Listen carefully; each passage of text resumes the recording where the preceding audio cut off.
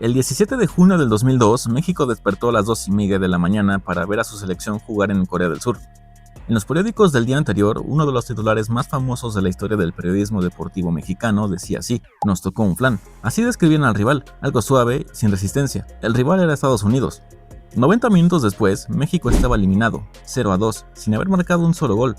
Yo creo que ese partido es la peor eliminación de México en la historia de los mundiales. No porque el resultado fuera el más doloroso en el papel, sino porque nadie la vio venir, porque se pudo evitar y por todo lo que generó después. Para entender lo que fue ese mundial hay que entender cómo México llegó ahí, y la respuesta es que casi no llega. En el hexagonal final de la CONCACAF, México empezó de la peor manera posible. Con Enrique Mesa en el banquillo, el equipo sumó 4 puntos de 15 posibles, cuarto lugar, casi fuera.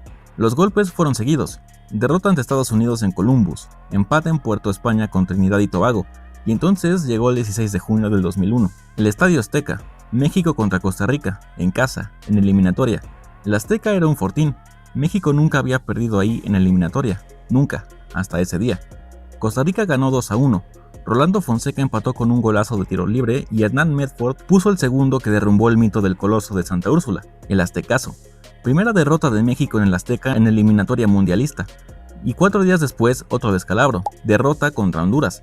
Mesa renunció y la federación llamó al Vasco Aguirre. Javier Aguirre llegó del Pachuca para salvar una clasificación que se caía a pedazos, y al presentarse dijo algo que resume perfectamente quién es este señor. Lo tomó, con México en quinto lugar, con la obligación de no perder casi nada. Apostó por el Cruz Azul como base, recuperó el orden y el carácter, y ganó 4 de los 5 partidos restantes. México se clasificó al Mundial en segundo lugar. El último partido fue una victoria 3-1 sobre Honduras en el Azteca con Cuauhtémoc Blanco como protagonista. Y una vez en Corea-Japón, el Tri hizo algo que pocos esperaban. En el grupo G con Italia, Croacia y Ecuador, victoria sobre Croacia, victoria sobre Ecuador y empate ante Italia. México terminó líder del grupo, por encima de los campeones europeos. Cuando salió el rival de octavos, los medios lo titularon así: "Nos tocó un flan".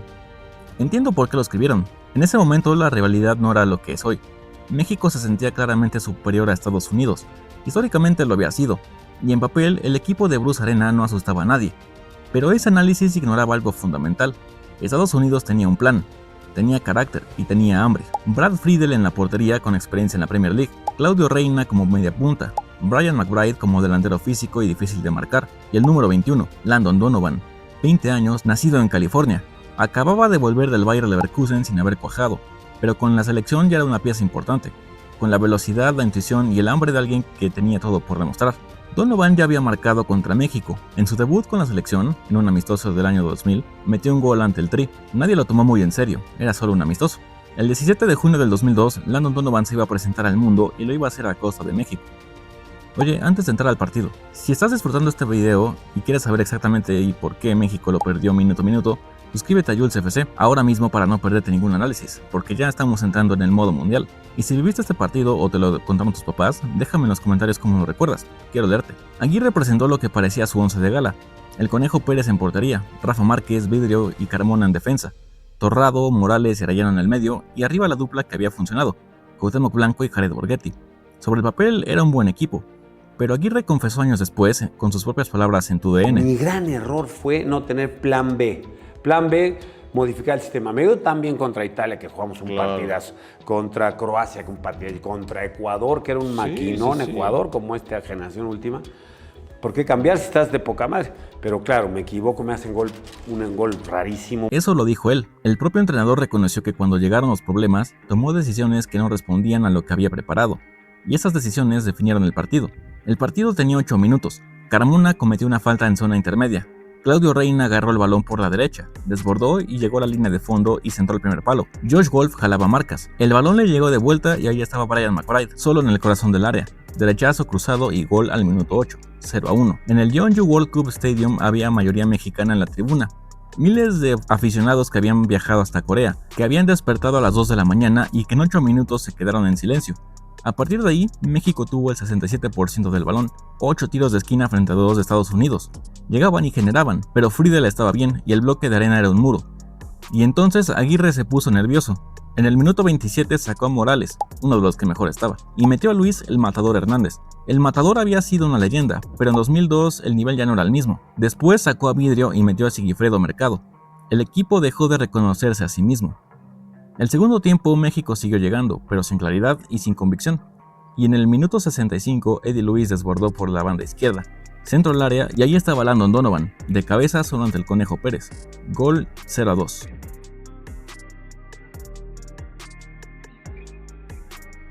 Donovan tenía 20 años y acababa de sentar a México en el Mundial con un cabezazo que resonó en todo el país. Esa imagen es el inicio de algo que se convirtió en una de las heridas más persistentes del fútbol mexicano en los años siguientes. Landon Donovan jugó 17 partidos ante la selección mexicana a lo largo de su carrera. Estados Unidos ganó 10, empató 4 y solamente perdió 3. Él marcó 6 goles y dio 4 asistencias contra México, y todo eso empezó ahí, en el minuto 65 de Yeonju. Y para rematar la tarde, al minuto 88 Rafa Márquez fue expulsado por golpear con la cabeza a Kobe Jones, el capitán, el mejor defensa, fuera en el minuto 88 de la peor eliminación. Cuando el árbitro pitó el final, la tribuna mexicana se quedó en silencio total. Hay varias respuestas y todas son verdaderas al mismo tiempo. México perdió porque el gol al minuto 8 cambió completamente la dinámica. Un equipo que llegaba líder de grupo de repente tuvo que ir a buscar el partido desde el principio, contra un rival que quería exactamente eso. México perdió porque Aguirre cambió el esquema bajo presión y metió jugadores que no habían entrenado ese plan. Él mismo lo dijo. México perdió porque la soberbia de "nos tocó un flan" penetró en el vestuario consciente o no. Cuando crees que algo es fácil, a veces la realidad te golpea. Y México perdió porque Estados Unidos jugó exactamente como tenía que jugar. No fue brillante, fue efectivo. Marcó, cerró y contraatacó con precisión. De ese resultado nació algo que marcó al fútbol mexicano durante años: la frase de 2-0. No es solo un marcador. En México, decir 2-0 en el contexto futbolístico tiene un significado completamente específico. Todo el mundo sabe a qué partido te refieres, sin decir año, rival ni competición. 2-0 es el peso de ese partido, el fantasma que apareció cada vez que México y Estados Unidos se enfrentaron. Cada vez que llegaba una Copa Oro, una eliminatoria, un partido importante, alguien sacaba el 2-0. Y sobre Donovan, porque creo que es justo decirlo, fue un buen jugador. 6 veces campeón de la MLS con el Galaxy, máximo goleador histórico de la selección de Estados Unidos durante años. En México fue el villano, pero si uno lo mira con honestidad, ese día fue mejor que México, y hay que reconocerlo. Y ahora viene lo más estúpido de toda esta historia. Javier Aguirre dirigió a México en 2002, los llevó al Mundial, perdió contra Estados Unidos, reconoció sus errores y perdió el cargo. En 2009, la federación lo llamó de nuevo. En el Mundial de Sudáfrica del 2010, México llegó a octavos de final, perdió contra Argentina 1-3, otra eliminación y otra vez Aguirre en el banco. Y hoy, en 2026, con el Mundial jugándose en casa, en el Azteca, en el BBVA de Monterrey o en el Akron de Guadalajara, Javier Aguirre está de nuevo al frente de la selección mexicana. 3 mundiales, 3 ciclos separados por años, el mismo hombre y el mismo objetivo sin cumplir. No hay otro entrenador en la historia de México con esa relación tan larga, tan compleja y tan cargada de historia con la Copa del Mundo. La pregunta que queda en el aire es la misma que se hacen millones de mexicanos. ¿Puede Aguirre cerrar el círculo en casa? El 17 de junio del 2002 México se quedó dormido en Yeonju, dormido por la confianza, dormido por un gol en el minuto 8, dormido por los errores de un entrenador que él mismo reconoció.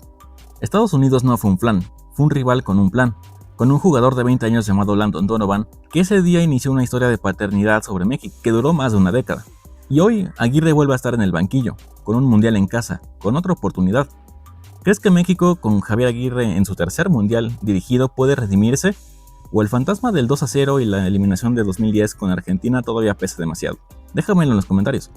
Y si este video te gustó, suscríbete a Jules FC, que aquí hablamos de fútbol como se merece, y estamos entrando en el modo del mundial. Aquí te dejo un video que hice analizando la situación de Brasil, que creo que te puede interesar.